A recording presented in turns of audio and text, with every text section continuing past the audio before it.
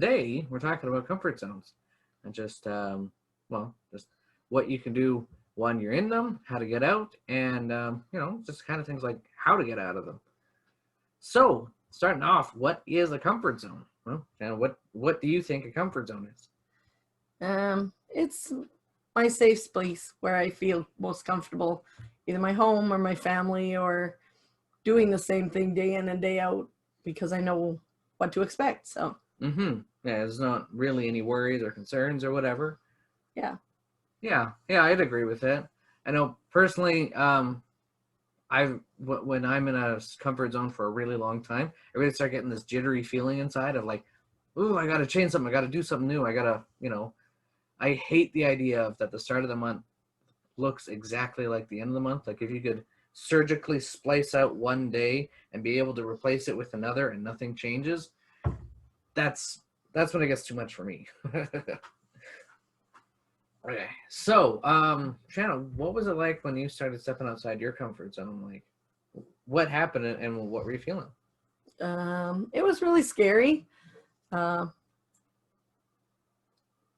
Yeah, it was something new and unexpected, so I didn't know what to think or how to feel. Or the best example that comes to mind is when I went to Vegas for the first time to the big convention, and there was like 30,000 people, and I have anxiety attacks and crowds and stuff. So that was really outside my comfort zone. But with some breathing exercises and some help with some friends, and just taking a few minutes to step away and look after what I needed, and that we were able to get through it.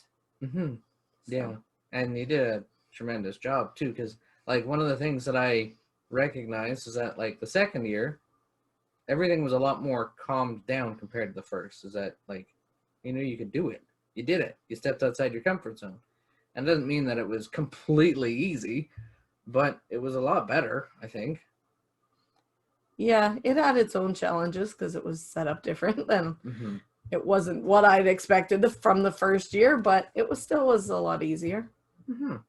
I know that when probably the first time that I really identified I was in a comfort zone and me attempting to get out of it, I went to this like meetup group where there's a bunch of strangers and we're going to live improv, which I've never been to before.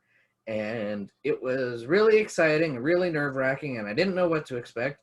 And when I went to it, I immediately went home and, I enjoyed it. It was really fun. I just was so stressed out from the whole thing. It stretched me beyond what I was usually capable of, and I eventually got a lot more comfortable with it. But coming back to that safe place, like you said, really just helped me decompress and everything. So, well, how do you identify when you're inside a comfort zone? I think mostly it's safe. Like you don't have to think about anything. You know what you're going to have for breakfast. You know where everything is located. You know what you're going to do. You know what your day is going to look like. And there's nothing outside of the normal. There's nothing stressing. There's nothing different. There's nothing really to make you grow or, Mm-hmm. So it's just the same thing all the time. Yeah. And habits aren't a bad thing. Like, you make it from one day to the next. It's just being able to exercise and, that growth and be able to, do more, be more, or be more excited.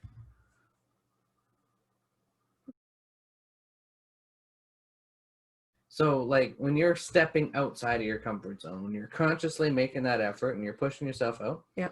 what are the things that you've noticed? Are there little pitfalls that you'd advise to avoid that you've noticed, or what are things that excite you about it? You just got to push through and just do it, because if you get stuck in your mind and think about it too much, you won't. You'll stop yourself, because it's scary and it's different, and that's the whole idea of doing it. Yeah. So Yeah. There have been plenty of times that I have talked myself out of doing something that I kind of wanted to do, but was too scared. And that thought process that I just started thinking about it completely halted all motivation to actually do it. It was like, ooh, what happens if I do this? You know, are people going to judge me? Are people going to think I'm weird? Or, okay, I'm turning around and going back. And that was it. I wouldn't do it again. What? I think we've all been there, even if it's just something as simple as asking somebody a question. Oh, I wonder where they got that shirt or whatever. Mm-hmm. But you're too scared to talk to a stranger, or you're too scared to say hello to somebody, or ask that pretty girl out on a date, or whatever it happens to be. Yeah. So, and then you miss your chance. And yeah, I know that for me, it's become kind of like a trigger of like, as soon as my mind starts asking the question, should I do this? As long as it's healthy and safe and, you know, I don't foresee any terrible consequences of it, I'm going to push myself to do it. It's like, okay, don't even think, just do it. Because it'll be better for having done it. Even if I fail, which happens a lot of the first times, is that it did not end in the success that I was wanting.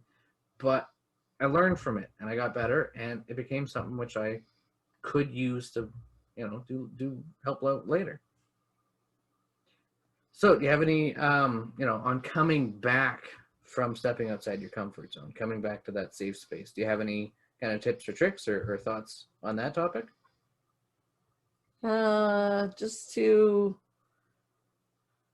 review what you learned, like you and I do a lot, and what you took out of the situation and what you could do differently and better, and that, so you're gonna do it again. Even if it wasn't a great experience, you'll learn from it and know what to do differently next time. Yeah, there have been a lot of times where, you know, I've fallen flat on my face from doing something new. You know, yeah, and Shannon would be like, well, you did this and this and this, and this is where you can improve. And I was like, oh, okay. And while the next time that didn't guarantee I didn't fall on my face, but it helped in me not falling on my face from it by doing the exact same thing. So, and it's just, you know, bit by bit, you get a little bit better. That's, you know, that's how you step outside the comfort zone and then, you know, keep growing. And then as the biggest thing about this too, I think, is that as your comfort zone expands, it doesn't retract back to where it was. I mean, it can if you let up on it, but generally, most of the time, it'll keep growing. And what was difficult one day doesn't necessarily mean it's going to be difficult tomorrow. That's true, because yeah, your comfort zone does expand, and things that used to scare you don't anymore. Like once you've ridden that roller coaster, the first and the second, is the third time as scary? Absolutely not. So yeah. So yeah, that's what we wanted to talk about today. So thanks for watching, and yeah, I guess we'll see you guys later.